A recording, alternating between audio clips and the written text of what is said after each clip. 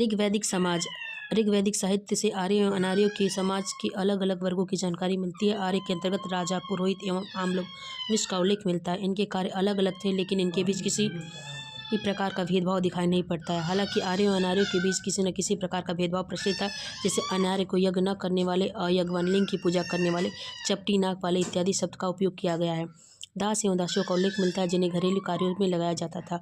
Note: Rigveda के 10वें मंडल के पुरुष सूक्त में पहली बार चारों वर्णों का उल्लेख मिलता है। वर्ण व्यवस्था के दैवी उत्पत्ति का उल्लेख ऐसा माना जाता है कि इसे बाद में शामिल किया गया है। ऋग्वेद से संयुक्त परिवार की जानकारी, कई पीढ़ियों के लोग एक साथ रहते थे, एवं पितृसत्तात्मक परिवार की जानकारी मिलती है।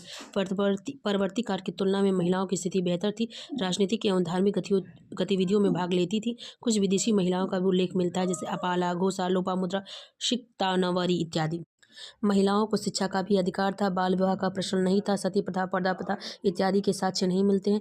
विधवा पुनर्विवाह के संकेत मिलते हैं। शाकाहार एवं मांसाहार दोनों का प्रचलन, सूती एवं ऊनी वस्त्र का उल्लेख, जुआ, रथ दौड़, संगीत, नृत्य इत्यादि मनोरंजन के साधन थे। ऋग्वेद से गुरुकुल में शिक्षा और मौखिक शिक्षा की जानकारी मिलती है। पुरातात्विक साक्ष्यों से आवासीय संरचना की कम जानकारी मिलती है। उत्तर वैदिक कालीन समाज। उत्तर वैदिक साहित्य में से वर्ण व्यवस्था के अस्थायी होने की जानकारी मिलती है। 4 वर्णों एवं उनके कर्तव्यों का उल्लेख मिलता है। ब्राह्मण का कार्य अध्ययन, अध्यापन, पूजा पाठ कराना, क्षत्रिय का कार्य रक्षा एवं वैश्यों का उत्पादन संबंधित गतिविधियों में संलग्न रहना एवं उत्पादन करना तथा शूद्रों का कार्य सेवा करना है।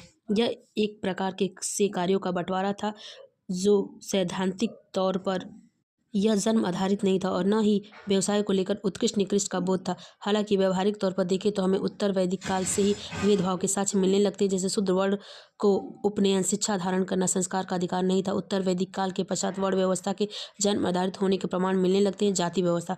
परिवार पूर्ववर्ती काल की तरह महिलाओं की दशा में गिरावट, जैसे सभा समिति में भाग लेने का उल्लेख नहीं मिलता। जैसे में उत्तर वैदिक काल में महिलाओं के जन्म पर दुख व्यक्त करने का उल्लेख मिलता है। हालांकि शिक्षा का अधिकार था, जैसे गार्गी, मैत्रेय तथा सामाजिक कुरीतियां इस काल में भी प्रचलित नहीं थी। खान पान, पहनावा, मनोरंजन, शिक्षा इत्यादि पूर्ववर्ती काल जैसी आवासीय संरचना अपेक्षाकृत बेहतर। इस काल में भी दास एवं दासियों का उल्लेख मिलता है। उत्पादन कार्य में इन्हें लगाए जाने का उल्लेख नहीं मिलता है। नोट: उत्तर वैदिक काल में प्रथम 3 आश्रम का उल्लेख मिलता है। ब्रह्मचर्य, गृहस्थ, वानप्रस्थ। गृहस्थ का सर्वाधिक उल्लेख। चौथा, संन्यास। उत्तर वैदिक साहित्य में सामाजिक जीवन प्रचलित विभिन्न संस्कारों का उल्लेख मिलता है, जैसे उपनयन, शिक्षा, समावर्तन, शिक्षा के समाप्त होने के अवसर, विवाह, 8 प्रकार के अंतिम संस्कार। उत्तर वैदिक काल में गोत्र प्रथा के प्रचलन की जानकारी मिलती है।